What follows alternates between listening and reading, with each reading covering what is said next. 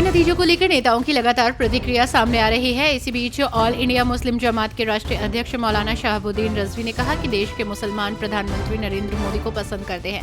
यही वजह है कि इस चुनाव में मुसलमानों ने भारतीय जनता पार्टी को खुलकर सपोर्ट किया। उन्होंने कहा कि उत्तर प्रदेश के उपचुनाव में भाजपा को मुसलमानों ने झोली भर के वोट दिए हैं। फरीदाबाद की कुनर की सीट पर भाजपा ने जीत दर्ज कर ली है। ऐसे में एक तरफ जहां भाजपा के खेमे में खुशी की लहर है, तो वहीं दूसरी तरफ सपा अलग फॉर्म में नजर आ रही है। दरअसल बीजेपी की ये बढ़त समाजवादी पार्टी को अखर रही है। इसके बाद अब सपा ने इस सीट को लेकर कानूनी राय लेने का मन बनाया है। माना जा रहा है कि सपा वोटिंग के दिन के तमाम साक्ष्य और वीडियो को आधार बनाकर कोर्ट में इसे चुनौती दे सकती है और इस सीट पर दोबारा चुनाव कराने की अपील कर सकती है।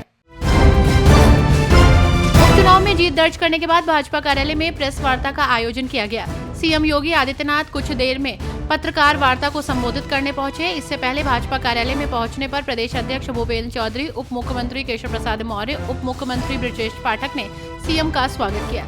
सीएम योगी ने कहा कि 9 में से 7 सीटों का जीत का श्रेय पीएम मोदी को जाता है। पीएम पर लोगों को अटूट विश्वास है।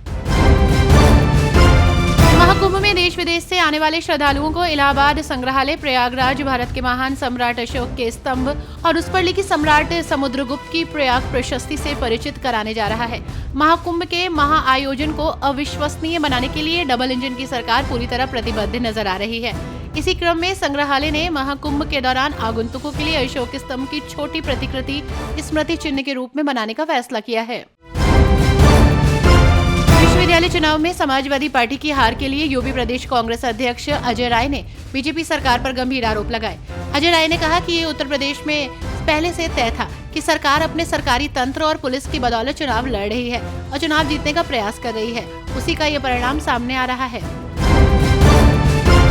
यूपी उपचुनाव के नतीजों को लेकर सियासी पारा चढ़ा हुआ है। नेताओं की प्रतिक्रिया सामने आ रही है। इस बीच सपा मुखिया अखिलेश यादव ने सपा के खराब प्रदर्शन पर कहा कि इलेक्शन को करप्शन का पर्याय बनाने वालों के हथकंडे तस्वीरों में कैद होकर दुनिया के सामने उजागर हो चुके हैं।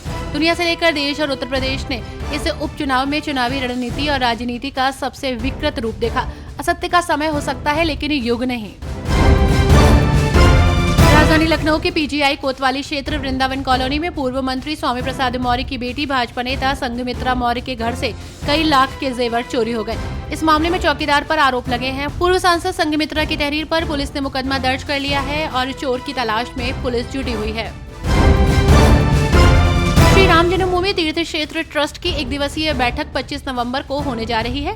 इसमें मंदिर के द्वितीय तल और शिखर पर कोटा निर्माण और अन्य मंदिरों के निर्माण के साथ प्रयागराज में लगने वाले महाकुंभ के बीच 22 जनवरी को प्राण प्रतिष्ठा का पहले वार्षिक उत्सव में आने वाले लाखों श्रद्धालुओं की सुरक्षा और सुविधा पर मंथन किया जाएगा। उपचुनाव के नतीजों ने सभी को चौंका दिया। उपचुनाव में भाजपा ने जोरदार वापसी की है। ऐसे में यूपी में अंबेडकर नगर के कटहरी उपचुनाव में भाजपा प्रत्याशी धर्मराज निषाद ने लगभग 30,000 के बड़े अंतर से जीत दर्ज की।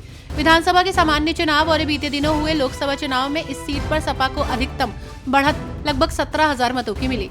अब बीजेपी ने इसे काफी पीछे छोड़ते हुए नए समीकरण स्थापित कर डाले हैं। कांग्रेस पार्टी की राष्ट्रीय महासचिव प्रियंका गांधी की वायनाड लोकसभा सीट पर रिकॉर्ड मतों से जीत हुई। इस मौके पर कांग्रेस कार्यकर्ताओं ने आतिशबाजी कर एक दूसरे को मिष्ठान खिलाकर जश्न मनाया। ऐसे में कांग्रेस नेता प्रियंका गांधी की इस जीत को लेकर नेताओं की जमकर प्रतिक्रिया सामने आ रही है।